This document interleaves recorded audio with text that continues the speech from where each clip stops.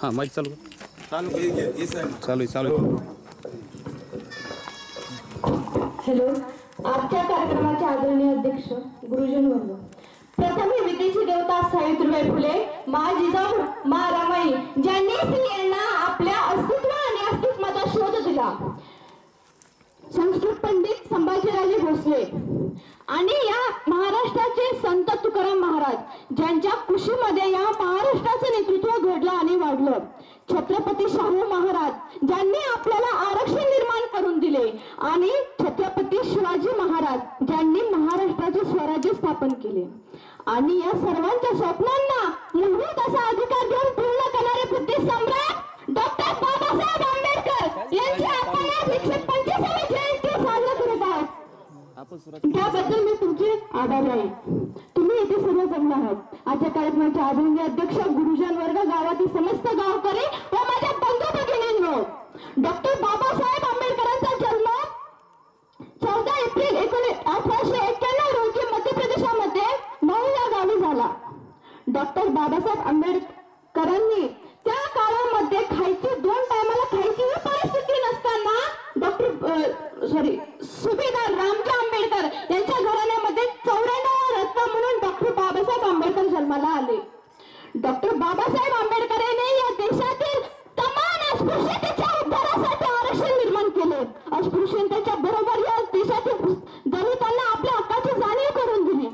Doctor Babasaheb Ambedkar म्हणतात, doctor Babasaheb आंबेडकरांनी आपला भारत देश स्वतंत्र झाल्यानंतर 1948 रोजी हिंदू कोड बिल नावाची विधायक सभा निर्माण केली.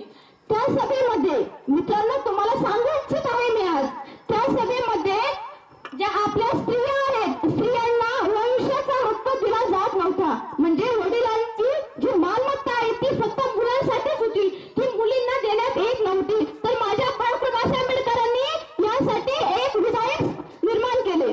पण काय करणार, शेवटी छोट्या विचाराचे लोक, हिंदू लोकांनी आपल्या घरच्या स्त्रियांना, हिंदू लोकांनी स्त्रियांना डॉक्टर बाबासाहेब आंबेडकरांविरुद्ध मोर्चा काढायला सांगितला. आणि स्त्रिया आल्या. त्यांच्या घराला सवयच आहे स्त्रियांच्या पदरामागे लपायची. म्हणून त्यांनी आपल्या सर्वांच्या डॉक्टर बाबासाहेब आंबेडकरांविरुद्ध मोर्चा निर्माण केला. माझा समाज हा स्वतःसाठी नाही, माझा समाज हा तुम्हा आम्हासाठी लढत आहे. म्हणे मेट्रो सिटी कायदा बंद करायला हवाय. मराठा समाज काय म्हणेल की मेट्रो सिटी कायदा बंद करायला हवाय. का? बास झालं आता तुमचं, आम्ही नाही सहन करणार. माझ्या समाजाला बास झालं तुमचं, सहन नाही करणार. या बाजूला आता हवा येऊ द्या, आम्ही नाही सहन करू शकत आता. माझ्या डॉक्टर बाबासाहेब आंबेडकरांनी आम्हाला राज्यघटनेमध्ये मूलभूत असा अधिकार दिलेला आहे, अस्पृश्यतेसाठी अधिकार दिलेला आहे आणि त्या अधिकारानुसार आम्ही जगणारच. डॉक्टर बाबासाहेब आंबेडकर म्हणतात, सृजनशील समाजाच्या 4 पायऱ्या असतात: शिक्षित, सुशिक्षित, सुसंस्कृत आणि सृजनशील. शिक्षित म्हणजे ज्याला लिहिता वाचता येतं, सुशिक्षित म्हणजे लिहिलेलं वाचलेलं कळतं, सुसंस्कृत म्हणजे ज्याला लिहून वाचून संस्कृती घडवता येते. आणि सृजनशील समाजाला म्हणतात की जो समाज, जी व्यक्ती आपल्या बरोबर आपल्या समाजाचा इतिहास घडवते त्याला सृजनशील समाज असे म्हणतात. पहा, आपण टीव्हीवर बघतो, अनेकदा ऐकतो की शेतकऱ्याच्या आत्महत्या होतात. शेतकरी गळ्याला फास लावून आत्महत्या करतात आणि सरकार कर्जमाफी करते. यामुळे 2-4 शेतकऱ्याचे बळी होतील, 2-4 शेतकऱ्याचे प्रश्नही सुटतील. पण शेतकऱ्याला कर्ज घेण्याची वेळच येऊ नये अशी तुम्ही समाज व्यवस्था निर्माण केली तर काय होते शेतकऱ्याची आत्महत्या? सांगा ना मला तुम्ही. हे आपल्या सर्वांच्या डॉक्टर बाबासाहेब आंबेडकरांनी त्या काळामध्ये आपल्या राज्यघटनेमध्ये लिहून ठेवलेले आहे. म्हणतात ना तुम्ही, काही जणांना खूप विरोध आहे की संविधान बदलायला हवं, मेट्रो सिटी कायदा बंद करा तुम्ही. मग मला सांगा ना तुम्ही, मी त्यांना एक प्रश्न विचारते, जे म्हणतात ना संविधान बदला किंवा मेट्रो सिटी कायदा बंद करा, त्यांना मी प्रश्न विचारते, संविधान लिहायला दुसऱ्या बात कुठे आणला तुम्ही? सांगताय खूप मेट्रो सिटी कायदा बंद नाही होणार. तुम्ही कितीही प्रयत्न केले तर आम्ही आमचा मेट्रो सिटी कायदा आम्हाला जो सरकारने दिलेला आहे तो आम्ही बंद नाही करणार. जाता जाता मला एवढेच बोलायचे होते. मला 2 शब्द बोलण्याची संधी दिली त्याबद्दल धन्यवाद. जाता एवढे बोलायचे वाटते. बाबा एक अब ये कारवा झुकने वाला नहीं है, तेरा बंदा किसी के सामने झुकने वाला नहीं है. डॉक्टर बाबासाहेब आंबेडकरांनी आम्हाला शिका, संघटित आणि संघर्ष करा हा मोलाचा दिलेला संदेश आम्ही जपणार. डॉक्टर बाबासाहेब आंबेडकर नाही म्हणून काय झालं? डॉक्टर बाबासाहेब आंबेडकरांनी आम्हाला दिलेला शिका, संघटित आणि संघर्ष करा. आम्ही शिकू बाबा, आम्ही कुणापुढे झुकणार नाही, कधी थकणार नाही आणि कधी झुकणार नाही. आम्ही शिकून संघटित होऊन संघर्ष करणार. माझा समाज थकणार नाही, झुकणार नाही आणि कधीही झुकणार नाही. हे माझे डॉक्टर बाबासाहेब आंबेडकरांना वचन आहे. डॉक्टर बाबासाहेब आंबेडकरांनी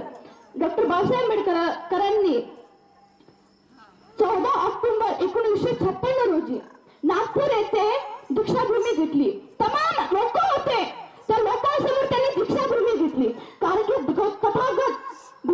तथागत गौतम बुद्ध यांनी जगाला दिलेला शांतीचा मार्ग. आपण शक्तिशाली राष्ट्र कोणाला म्हणतो? अमेरिका, इंग्लंड, न्यूझीलंड अशा राष्ट्रांनी सुद्धा तथागत गौतम बुद्धांचा कायदा हा स्वीकार केला आहे. शांतीशिवाय जगाला कोणताही दुसरा पर्याय नाही.